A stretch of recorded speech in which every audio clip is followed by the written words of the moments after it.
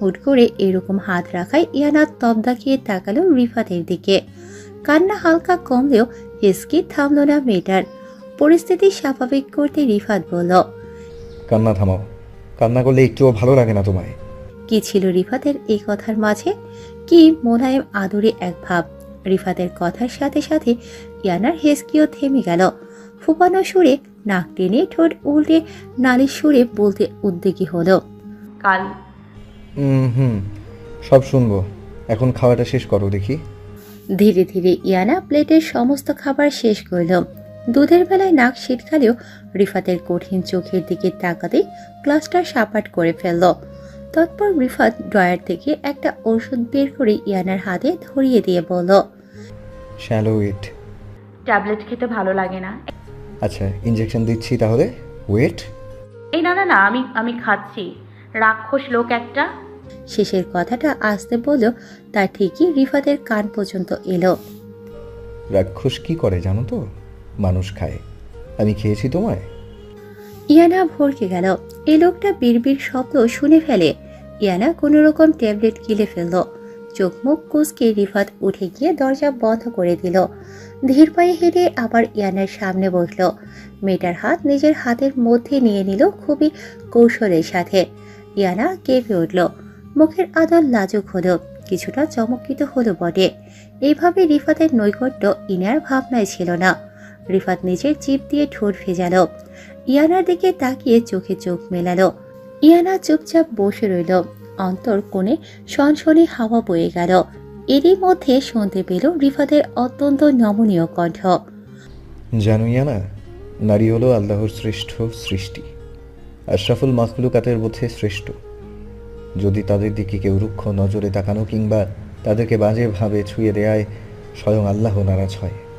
মেয়েরা হলো পবিত্র, আর তাদের অপবিত্র করার চেষ্টা করলেই রয়েছে কঠিন বিধান। ভয়ঙ্কর সাজার অধিকারী তারা। ইয়ানা, সাহসী বাঘিনী হতে হবে, রুখে দাঁড়াতে হবে, মোকাবেলা করতে হবে। তোমার পাশে সব সময় সবাই থাকবে না, তাই নিজেকেই নির্ভীক শৌর্যপূর্ণ হতে হবে। নিজের চোখের পানি সস্তা, নিকৃষ্ট মানুষদের জন্য ফেললে হবে না, শক্ত হতে হবে। এবার নির্ভয়ে আমায় সবটা খুলে বলো, প্যানিক হবে না, আমি আছি। হাতের দৃঢ়তা বাড়ল চোখের গভীরতা। কি এক প্রচ্ছন্ন অনুভূতি গ্রাস করেছে দুই নরনারীকে।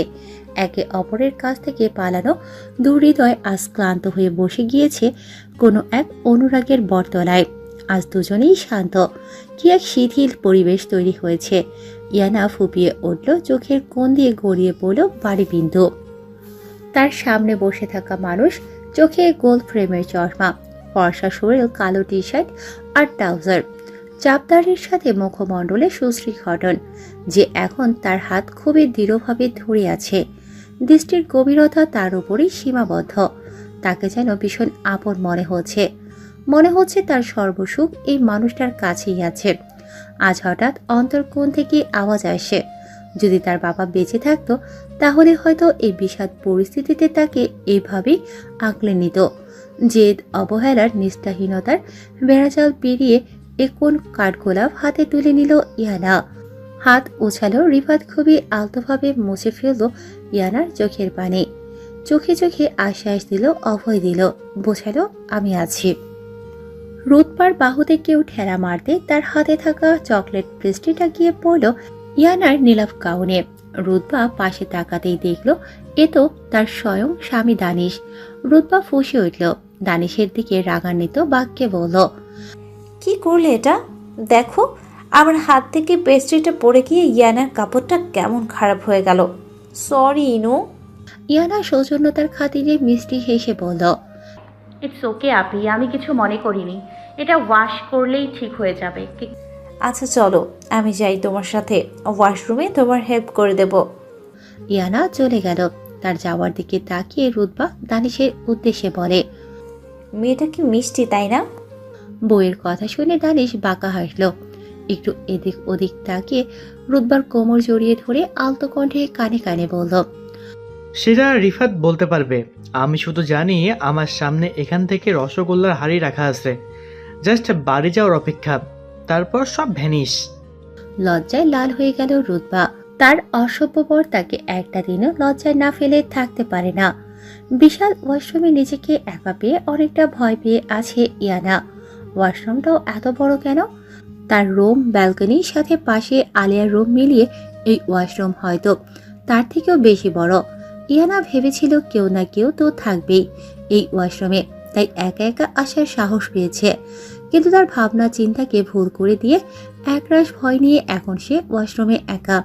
একবার চারিপাশে তাকিয়ে সিঙ্কের কল চালিয়ে দ্রুত নিজের কাপড় পরিষ্কার করতে উদ্যোগী হলো ইয়ানা। মনে মনে কলমা দুরুদ পড়ে নিজেকে সাহসী রাখার চেষ্টা হচ্ছে। কিন্তু এরই মাঝে ঘটল একটা অপ্রত্যাশিত ঘটনা। হঠাৎ করে পুরো ওয়াশরুমের লাইট অফ হয়ে যেতে ইয়ানা ঘাবড়ে গেল। চমকে এদিক ওদিক তাকাতেই কারো আলতো স্পর্শ পেল নিজের কোমরে। ছিটকে দূরে সরে এলো ইয়ানা। ভয়ে থরথর করে কাঁপছে সে। জোরে জোরে নিঃশ্বাস ফেলে সামনের মানুষটাকে দেখার বৃথা চেষ্টা করছে। কিয়ৎকাল পর শোনা গেল কারো কণ্ঠ।